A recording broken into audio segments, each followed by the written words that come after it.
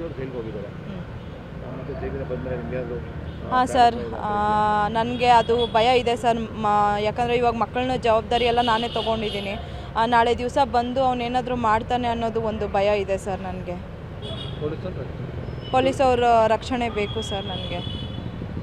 ಅವ್ರು ನಾಳೆ ದಿವಸ ಇನ್ನು ಇವಾಗಲೇ ಇಷ್ಟು ಮಾಡಿದ್ದಾನೆ, ಇನ್ನು ನಾಳೆ ಬಂದು ಏನು ಮಾಡ್ತಾನೆ ಏನು ಅನ್ನೋದು ನನಗೆ ಭಯ ಇದೆ ಸರ್.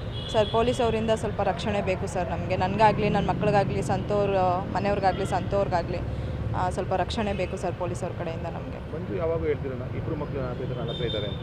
ಈಗ ಮಂಜು ಅವರು ಜೈಲಿಗೆ ಹೋದ್ರು, ಈಗ ಮಕ್ಕಳೆಲ್ಲ ಎಲ್ಲಿದ್ದಾರೆ, ಹೇಗಿದ್ದಾರೆ ಮಕ್ಕಳು, ಯಾವ ಹಿಂಗೆ? ಮಕ್ಕಳನ್ನ ನಾನು ಕರ್ಕೊಂಡೋಗಿ 5 ಡೇಸ್ ಆಯಿತು ಸರ್. ಅವತ್ತು 25 ಜನ ನ್ಯಾಯ ಪಂಚಾಯತಿ ಎಲ್ಲ ಮಾಡಿ ಇದು ಕೋರ್ಟಲ್ಲಿ ಡಿಸೈಡ್ ಆಗೋವರೆಗೂ ನೀನು ನೋಡ್ಕೊ ಅಂತ ನನ್ನ ಜೊತೆನೇ ಕಳಿಸಿದ್ರು ಸರ್. ಮಕ್ಕಳೆಲ್ಲ ಆರಾಮಾಗಿದ್ದಾರೆ ಸರ್, ತೊಂದರೆ ಏನೂ ಇಲ್ಲ. ಯಾರು ಅವ್ರ ಅಪ್ಪನೇನು ಕೇಳ್ತಾ ಇಲ್ಲ, ಅಮ್ಮ ನಿನ್ನ ಜೊತೆನೇ ಇರ್ತೀವಿ, ಅಪ್ಪ ಇಷ್ಟೆಲ್ಲ ಮಾಡ್ತು, ಅಮ್ಮ ನೀನೇ ಬೇಕು ನನಗೆ ಅಂತ ಅಂದ್ಬಿಟ್ಟು ಮಕ್ಕಳೆಲ್ಲ ತುಂಬ ಭಯ ಬಿದ್ದೋಗ್ಬಿಟ್ರು. ಮೊನ್ನೆ ಇನ್ಸಿಡೆಂಟ್ ಆದಾಗಿಂದನು ಮಕ್ಕಳೆಲ್ಲ ಕಣ್ಣಲ್ಲಿ ನೋಡಿದ್ರು. ಅವನು ಮಕ್ಕಳನ್ನೂ ಸಹ ತಿರುಗೂ ನೋಡಿಲ್ಲ ಸರ್. ಅವನು ಏಕಾಏಕಿ ಬಂದು ಖಾರದ ಪುಡಿ ಹಾಕಿಬಿಟ್ಟು ಚುಚ್ಚಿಬಿಟ್ಟು ಹೋಗ್ಬಿಟ್ಟ. ಅವನು ಮಕ್ಕಳು ಹಿಂದೆಗಡೆ ನಿಂತಿದ್ದಾರಪ್ಪ, ಕಿರ್ಚುತ್ತಾ ಇದ್ದಾರೆ ಅಂತ ಸಹ ನೋಡಲಿಲ್ಲ ಸರ್. ಅವ್ನ ಮಕ್ಕಳ ಮೇಲೆ ಕೂಡ ಆಸೆ ಅನ್ನೋದಿಲ್ಲ ಸರ್ ಅವನಿಗೆ. ಸುಮ್ಮನೆ ಹೆಂಡ್ತಿ ಬೇಕು ಅಂತಂದ್ಬಿಟ್ಟು ಇದು ಮಾಡಿ ನಾಟಕ ಮಾಡಿದ್ದಷ್ಟೇ ಸರ್. ಅವನು ಹೆಂಡ್ತಿ ಬೇಕು, ಮಕ್ಕಳು ಬೇಕು ಅನ್ನಿದ್ರೆ ಈ ಥರ ಎಲ್ಲನೂ ಈ ಥರ ಸೈಕೋ ಥರ ಆಡ್ತಾ ಇರಲಿಲ್ಲ ಸರ್ ಅವನು. ಈಗ ಜೈಲಿಗೆ ಹೋಗಿದ್ದಾರೆ, ಹಾಂ, ಏನು ಹೇಳ್ತೀನಿ?